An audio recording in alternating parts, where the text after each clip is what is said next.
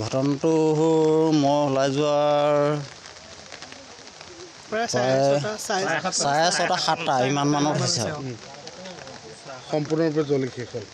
এদাই হৈ গ'ল আৰু এই দেখিছে ন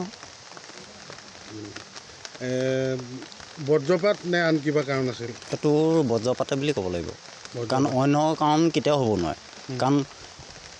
মই মাংস আনি থৈ গৈছিলোঁ ছোৱালীজনীক মানে মোৰ ভকতৰ ছোৱালীজনী আছিলে তাৰপৰা তাই মাংস খাওঁ বুলি ক'লে মই মাংস কাৰণে নি ঘৰত দি পিনি মই দোকানৰ পৰা আৰু কিবা বস্তু এটা থাকিছিলে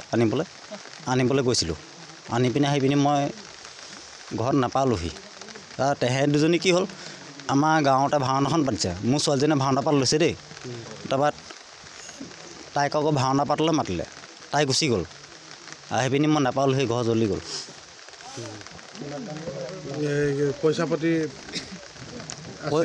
পইচা পাতি আছিলে মিনিমাম বেছি নহয় বাৰু 4-5 হাজাৰমান টকা আছিলে তাৰপৰা সোণৰ গহনাটো ক'বলৈ গ'লে কি মই দিয়াটো বাদেই এই ককা আইতাকে দি থৈছিলে মোমায়েকে দি থৈছিলে দুজনীক দুযোৰ ফুলি 10,000কৈ 20,000 টকা তাৰপিছত আকৌ হেৰিয়ৰ সকলো শেষ চব এদাই আৰু মানে একোৱে নাই মোৰ ঘৰখনত এই দেখিছে ন আপোনালোকে মিনিমাম লাখ টকাৰ ওপৰত এইবোৰ মই টেনশ্যন নাই লোৱা কি মোৰ খালি মই চবচে ভাল পাইছোঁ কি ভগৱানৰ ওচৰত মই একদম পূৰা প্ৰাৰ্থনা কৰিছোঁ দুইজনী ছোৱালী ইয়াত নাথাকি যদি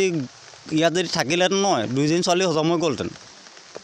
মোৰ ভকতৰ ছোৱালীজনী মোৰ ছোৱালী দুজনী যে বাচিলে ঈশ্বৰে দয়া কৰি পিনি যে ছোৱালীজনী যে বচালে ঘৰটো গুচি গ'ল বাৰু এইটো চৰকাৰে দিয়া ঘৰ আছিলে চৰকাৰৰ পৰা পাইছিলোঁ মই আগতে নৰা ঘৰত আছিলোঁ নৰা ঘৰৰ পৰা এইকণ চৰকাৰে দিয়াৰ কাৰণে এইকণত আছিলোঁ কিন্তু এতিয়া একোনো নাইকিয়া হ'ল মোৰ এতিয়া মই পকা কাম কৰোঁ জন্তু মানে ছাগলীৰ পৰা ধৰিলে মোৰ একোৱে নাই আৰু চব গুচি গ'ল আৰু